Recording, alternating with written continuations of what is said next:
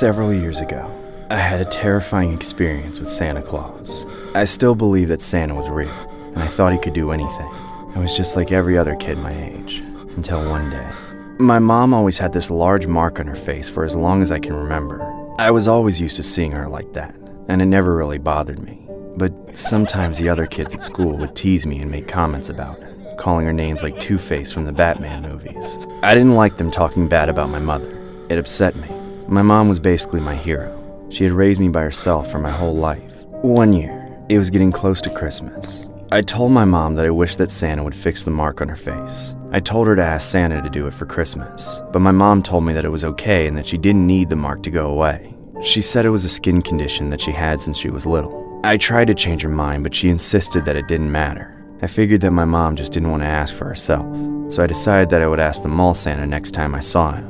I believed he was the real Santa like most gullible kids did. So one day, I convinced my mom to take me to the mall. I told her that I wanted to see the Christmas decorations. She didn't really want to at first, but I kept begging her until she finally agreed to take me. When we got to the mall, my mom let me go off by myself, and we agreed to meet back at the front at a certain time. I immediately got in line to see Santa. There was a pretty big line of kids already there, so I had to wait a while. I watched Santa talk to the other kids while I stood there, but there was something off about him. He looked creepy as shit. I couldn't fully explain why, but he didn't look like a regular Santa. I was a little freaked out, but I was still just a gullible kid. I didn't think there could be anything wrong with Santa. I told myself that Santa was just having a bad day or something. When I finally reached the front of the line, I immediately went to sit on his lap. That's when I noticed he was looking at me in this creepy way. "What do you want for Christmas, little boy?"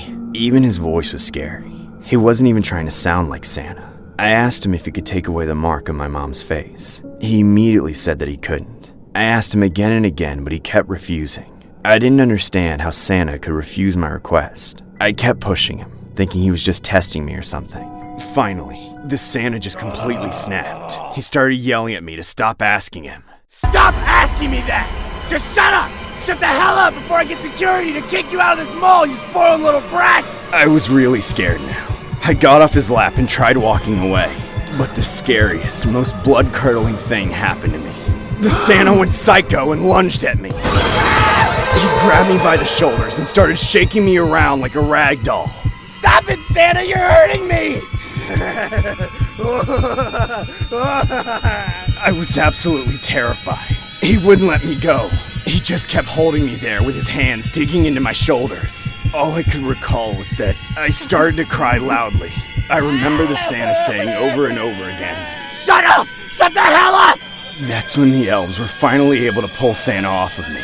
He just kept glaring at me with the creepiest face ever. The elves tried to ask me if I was okay, but I just wanted to find my mom. My mom was waiting for me, and I told her everything that happened. I was completely traumatized. My mom totally freaked out and told me that she was going to have the Santa arrested. She made me go back and point him out to her. I just wanted to go home, but my mom insisted that he wouldn't get away with it. We walked back over, and I pointed out the Santa to her. I waited for my mom to start yelling at him, but she took one look at him and then immediately grabbed me and took me home. She had this terrified look on her face as we left. I asked her why she didn't call the police, but she told me to forget everything that happened. She made me promise that I wouldn't bring it up again. I always wondered why my mom was so scared of Santa. She never talked about it again. Years later, when I was old enough to know that Santa wasn't real, I asked her about the ordeal again. She hesitated for a moment, but then decided that I was old enough to know the truth. She told me that Santa was her ex-husband, and my dad. The reason that she had never told me what happened to him is because he was incredibly abusive. She told me that the mark on her face wasn't a skin condition. It was actually a scar from a laceration caused by my dad before I was born.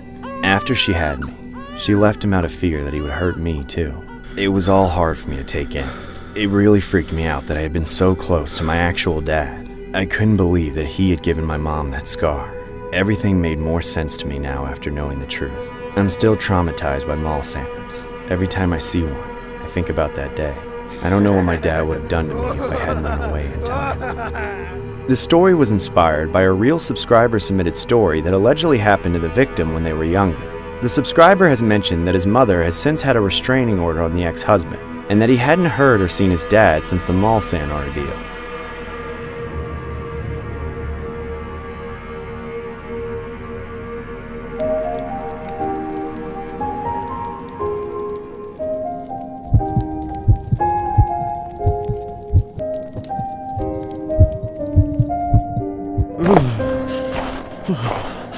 What the hell is going on out here? Why are there so many people here at 9 a.m.?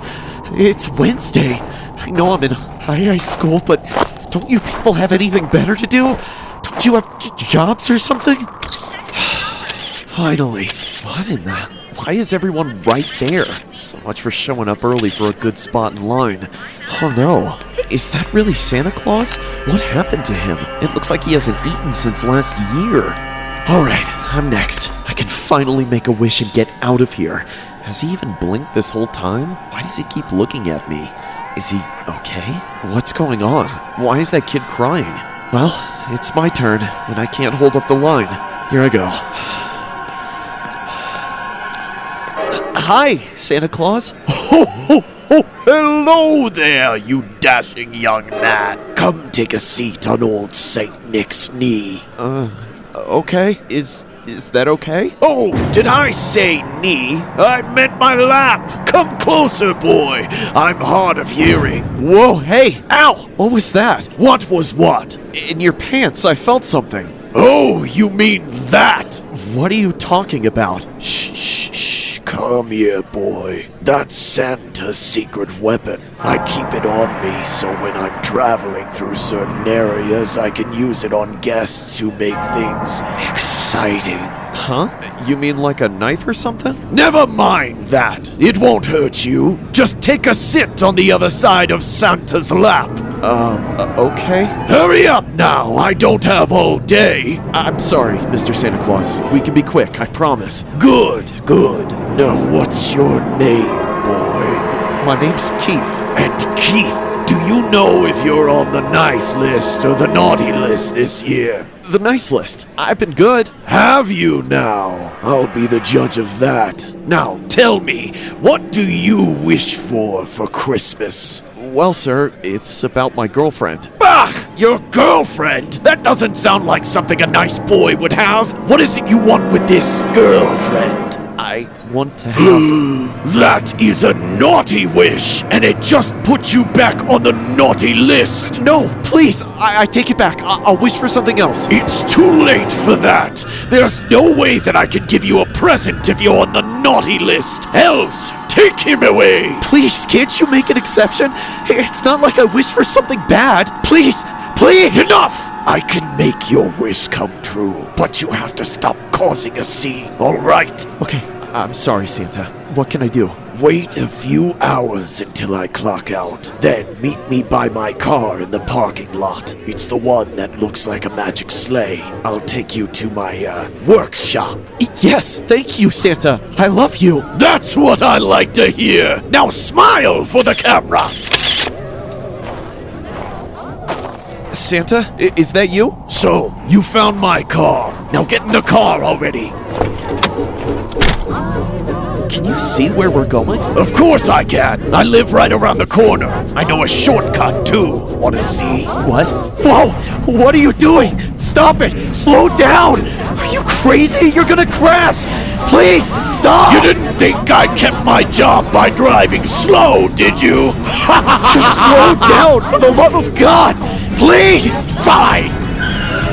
But only because we're here. What is wrong with you? What's wrong with me? Nothing! How else do you think I made it to every house in the world in one night? Just get inside.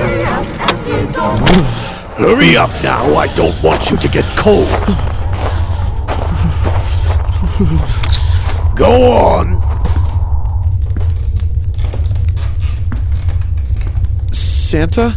Who had the fire going while you were gone? Why, it was one of my elves, of course.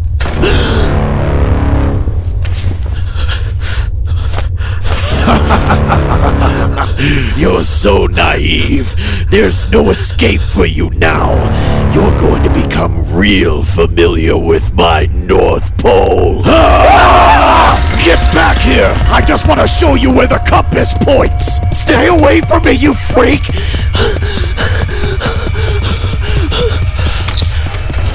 There's no way you're getting out of here until I let you. And that's not happening for a long time. So just stop making this harder on yourself. Ho ho ho! No, no, no!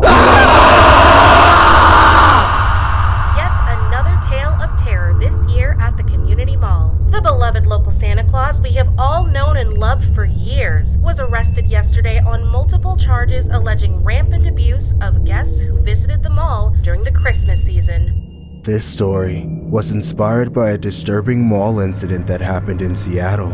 A 72-year-old former shopping mall Santa Claus was sentenced for his crimes after being accused of violating multiple mall guests while on the job. The man's name is Ronald Carroll McDonald. It was alleged that he wanted to be a mall Santa just so he could target younger customers under the radar. Ronald's son ended up asking the judge that his father be given the maximum sentence. Ronald was seen sobbing as he apologized to his family and to the relatives and friends of his victims in the courtroom. He later stated that he was quote-unquote Satan and not Santa, and that he knows everyone wishes him hell. Ronald pleaded guilty for his heinous actions and was sentenced accordingly.